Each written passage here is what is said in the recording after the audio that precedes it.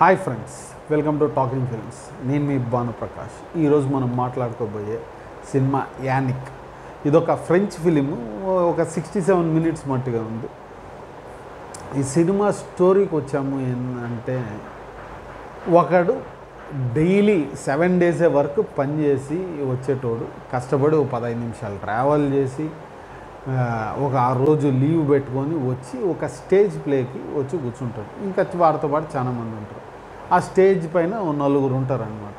నలుగురు ఉండి వాళ్ళు చేస్తూ ఉంటే వీడికి నచ్చదు. వీడు లేచి, ఏంద్రా మీరు చేస్తున్నారు పనికి మందంతా, నాకు నచ్చలేదు, నా డబ్బు లేదంటే, నీ డబ్బులు నీకు ఇస్తాను దుబ్బే అంటే, డబ్బుల తర్వాత సంగతి, టైం వేస్ట్ అయింది, నన్ను ఎంటర్టైన్ చేయని.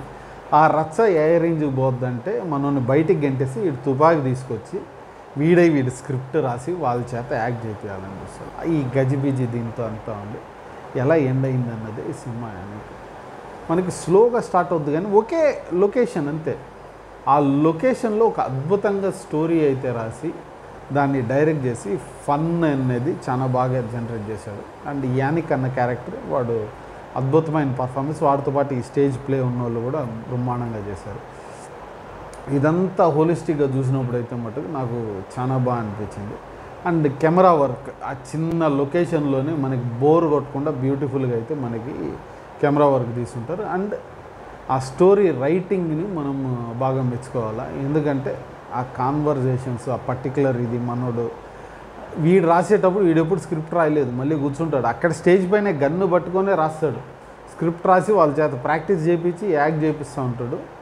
అసలు ఒక 1 అవర్ వర్త్ వాచ్ అనిపించింది. మంచి ఫన్ అంటే మనకి అక్కడక్కడ బాగా జనరేట్ అయింది. మనకి వర్త్ వాచ్ సినిమా అనిపించింది.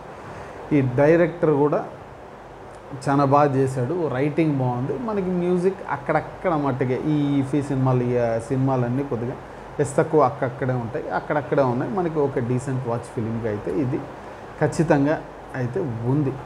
ఈ సినిమా ఎవరెవరు చూడొచ్చు అంటే హ్యాపీగా ఫ్యామిలీతో చూడొచ్చు. ఒక టైం పాస్ ఫిలిం. కాకపోతే 67 మినిట్సే కాబట్టి ఎప్పుడో ఒకసారి పట్టని చూసి మనం వదిలేయచ్చు. అట్లాంటి సినిమా ఇది. కానీ ఫిలిం ఫెస్టివల్ కాబట్టి ఎక్కడన్నా ఆన్లైన్లో దొరుకుతుందేమో ఎతికి చూడాలా. నేను అక్కడ చూశాను కాబట్టి ఓకే, ఎతికి చూసి మీరు ఎంజాయ్ చేయండి ఈ సినిమాని.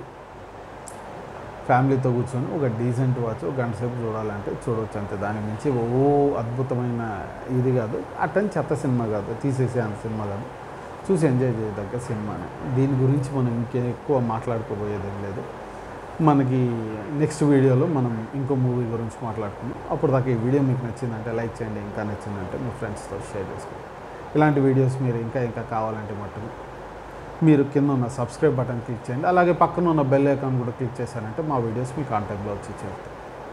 ఇంకో వీడియోలో కలుద్దాం. Bye and thank you.